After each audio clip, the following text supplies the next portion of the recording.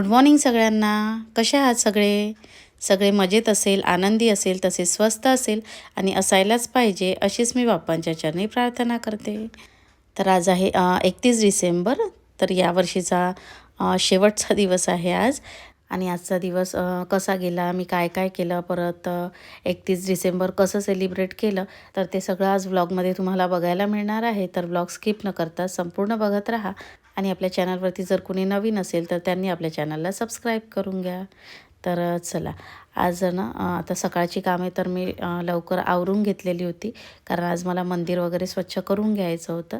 त्यामुळे बाकी सगळीच कामं माझी झालेली आहे आणि सगळ्यात शेवटी आता मी हे काम करायला घेतलेलं आहे, कारण आज मंदिर स्वच्छ करून घ्यायचं होतं. त्यामुळे म्हटलं सगळी कामं आधी करून घेते आणि नंतर मग स्वच्छ करायला घेते, कारण सगळी कामं वगैरे झाली की मग निवांत आपल्याला कुठलंही जे एक्स्ट्रा काम करायचं आहे त्याला वेळ देता येतो आणि ते काम अजून थोडंसं चांगल्याने होतं. नाहीतर मग बाकीची कामे पडली राहिली की मग हेही काम व्यवस्थित होत नाही आणि ते देखील नाही, असंच काहीसं होतं. तर चला, आता मंदिर स्वच्छ करायला घेतलेलं आहे.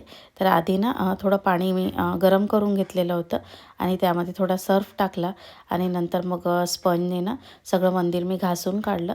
थोडं पाणी ना गरम केलं आणि त्यात सर्फ टाकला की छान निघतं मंदिर, मस्त स्वच्छ होतं. तर हे मंदिर माझ्या लग्नातच आलेलं आहे आणि तेव्हापासूनच ना मी या पद्धतीनेच ते स्वच्छ करत असते आणि छान स्वच्छ होतं ते मंदिर. तर जे कोमट पाणी मी केलं होतं ना, तर त्यातलं थोडं पाणी काढून मी जे सर्फचं पाणी होतं तर त्याच्यामध्ये जे देवघरातील सगळे कपडे वगैरे होते, आसन वगैरे सगळे, तर तेही भिजत घातलेले आहे. नंतर मग ते हे सगळं क्लीन वगैरे झालं की मी ते धुवून घेणार. तर जसं की उद्या 1 जानेवारी आहे, म्हणजे नवीन वर्ष. तर उद्या पूजा, परत मग त्याच्यानंतर नैवेद्याचा स्वयंपाक वगैरे सगळी कामं असणार आहे. म्हणून म्हटलं चला हे एक काम मी आज करून घेते, म्हणजे हे एक काम माझं उद्यासाठी कमी असेल आणि त्या वेळात माझं दुसरं एखादं काम होऊन जाईल. म्हणून मग मी आजच मंदिर सगळं ना स्वच्छ करायला घेतलेलं होतं. तर आधी सगळं सर्फच्या पाण्याने छान ते घासून घेतलं. त्यानंतर एका ओल्या कपड्याने पूर्ण पुसून घेतलं आणि मग परत एका कोरड्या कपड्याने ते ना छान पुसून घेतला. तर एकदम मस्त असं ना क्लीन झालेलं होतं ते. आणि त्यानंतर मग मंदिराचा ना सगळा खालचा भाग वगैरे पण त्याच पद्धतीने मी सगळा स्वच्छ करून घेतला. तर खरंच सांगते, खूप मस्त असं चमकत होतं अगदी मंदिर, खूप छान स्वच्छ झालेलं होतं. आणि कुठलंही काम ना छान मन लावून आनंदाने जर केलं ना, तर ते काम ना छानच होतं आणि कंटाळाही येत नाही. तर चला, मंदिर ना आता छान मस्त असं स्वच्छ झालेलं होतं आणि ते बघून मलाही खूप छान वाटत होतं. आणि तुमच्याकडेही जर असंच मंदिर असेल तर ते तुम्ही कशाने स्वच्छ करता ते नक्की कमेंटमध्ये सांगा मला.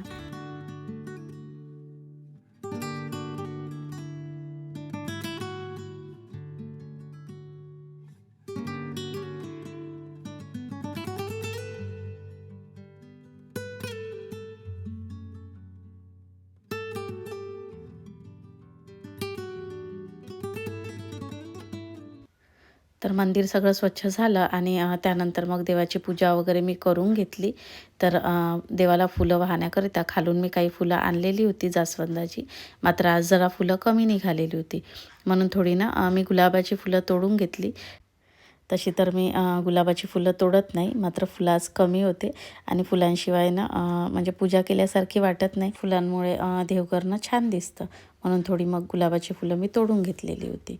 त्यानंतर पूजा वगैरे झाल्यानंतर मग मी जी देवघरातील आसन वगैरे होते ते सगळे ना धुवून घेतले आणि ते वाळत घातले.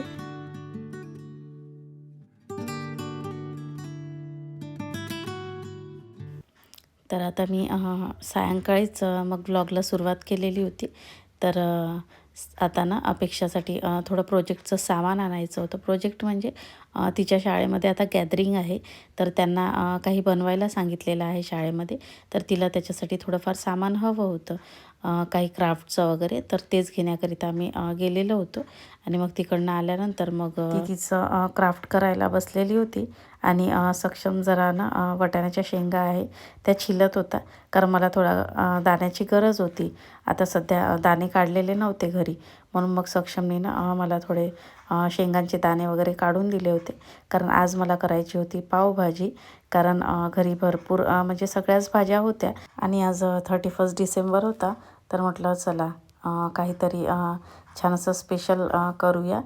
तसं तर पहिले आधी ना माझा काही दुसरं करण्याचा विचार होता, पण म्हटलं नाही, आता भाज्या आहे फ्रीजमध्ये बघितलं तर म्हटलं चला आता पावभाजीच करते छान. आणि घरी सगळ्यांनाच आवडते पावभाजी, आणि एखाद्या स्पेशल दिवशी असं काहीतरी स्पेशल बनवलं की तो दिवसही छान स्पेशल होऊन जातो. जास्त काही नाही, पण थोडक्यातही आपण तो दिवस ना खास बनवू शकतो. तसं तर माझ्याकडे आम्ही 31 डिसेंबरला वगैरे कधीच बाहेर वगैरे जात नाही. घरीच छान असं ना काहीतरी बनवून वगैरे असा सेलिब्रेशन वगैरे करत असते. कारण आजच्या दिवशी म्हणजे बाहेरचं वातावरणही थोडंसं व्यवस्थित नसतं. असं तर मग अधूनमधून बाहेर जाणं होतच असतं. पावभाजीसाठी लागणाऱ्या सगळ्या भाज्या मी ना कापून घेतल्या, आणि इकडे अपेक्षाचा प्रोजेक्ट करणं सुरू होतं. प्रोजेक्ट नाही तर ती ना तिची आता गॅदरिंग आहे 6 तारखेला.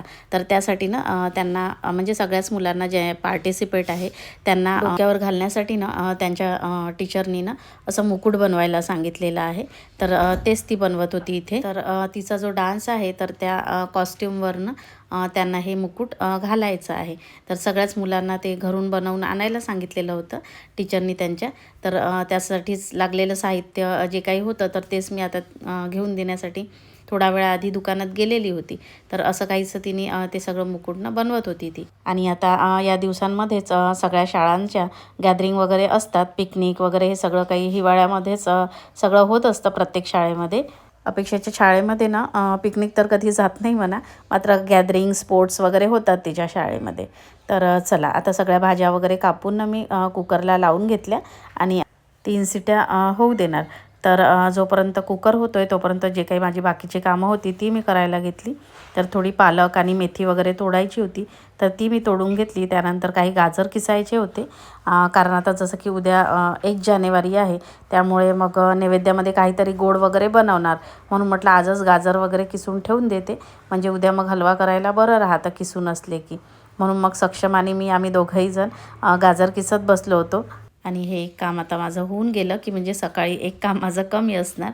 तर बघा इकडे अपेक्षाचं तोपर्यंत छान असं मुकुटही तयार झालेलं होतं, छान बनवलेलं होतं तिने. आणि तुम्हाला कसं वाटलं नक्की कमेंटमध्ये सांगा. त्याचबरोबर तुमच्याही मुलांच्या शाळेतील गॅदरिंग वगैरे झाली का तेही कमेंटमध्ये सांगा. तर चला आता हे देखील आलेले होते, आणि पाव आणि बटर वगैरे घेऊन आलेले होते ते ऑफिसमधून येताना. तर आता इकडे कुकर देखील थंडा झालेला होता. तर म्हटलं चला आता भाजीला मी फोडणी टाकते. तर इकडे मी भाजी फोडणी घालत होती, आणि अपेक्षा ना थोडे कांदे वगैरे चिरत होती ती पावभाजीसोबत खाण्याकरिता. तर मग तिने सगळे कांदे वगैरे ना चॉपरमध्ये छान बारीक वगैरे करून घेतले, आणि माझी भाजी देखील ना फोडणी देऊन वगैरे झालेली होती. आणि त्यानंतर मग मी पाव वगैरे शेकायला घेतले, कारण आता मुलांनाही भूक लागलेली होती, आणि असं काहीतरी बनलं घरी की अजूनच लवकर मुलांना भूक लागत असते. तर चला आता इकडे मी ना पाव शेकून घेत होती, आणि मुलं आपापल्या प्लेटाही तयार करून घेत होते. म्हणजे असं काही बनलं की त्यांना काही आवाज देण्याचीही गरज पडत नाही, कारण ते होतपर्यंत ते आपल्या मागे पुढे किचनमध्ये असतातच. तर चला मुलांनीही प्लेट वगैरे घेऊन घेतल्या, आणि सगळे मग एकत्रच ना बसले होते पावभाजी खायला. आणि त्यानंतर मग सगळ्यांचं झाल्यानंतर मीही मग माझ्यासाठी ही प्लेट वगैरे काढून घेतली, आणि असं छोटंसं सेलिब्रेशन केलं आज मी 31चं. तर तुम्ही कशा पद्धतीने केलं ते नक्की कमेंटमध्ये सांगा. तर एखाद्या गोष्टीला खास बनवण्यासाठी काही खूप मोठं करण्याची गरज नसते, तर छोट्या छोट्या गोष्टीतूनही आपण ना भरपूर असा आनंद घेऊ शकतो. तर चला आता सगळ्यांची जेवणं वगैरे झालेली होती, आणि त्यानंतर मग सगळा ओटा वगैरे आवरून जी काही भांडी वगैरे होती ती सगळी क्लीन करून घेतली मी.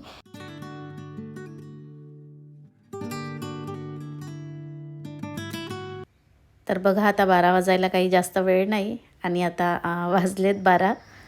तर चला आता वाजलेले आहेत 12. तर सगळ्यांना हॅपी न्यू इयर. तर आज अपेक्षा देखील जागी आहे, आणि बघा फटाक्यांचाही आवाज येऊन राहिलेला आहे. 12 वाजले आत्ता, आणि अवॉर्ड सुरू होता टी व्हीवर, तर तेच बघत बसलेलो होतो आम्ही. तर आत्ता 12 वाजले. तर चला बाहेर मस्त आज अपेक्षाही जागी आहे, कारण अवॉर्ड शो सुरू होता म्हणून बघत होती ती पण.